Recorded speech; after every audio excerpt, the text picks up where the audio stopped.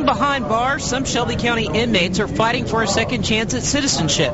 Men and women participate in county-sponsored programs to learn life skills for use once they're on the outside. Now there's a new nonprofit organization that's trying to help.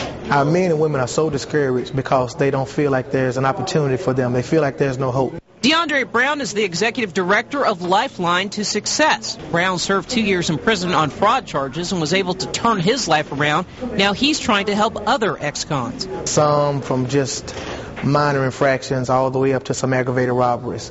Brown's Lifeline to Success helps inmates build basic skills, from improving resumes and filling out applications to hooking up ex-offenders with potential employers who might give them a chance.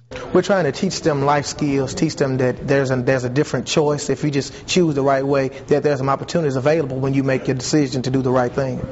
The help starts before they ever get out of jail. 6 months before release, Lifeline starts assessing the prisoner's needs for housing, employment, the things prisoners need most to transition from life behind bars to life in our neighborhoods.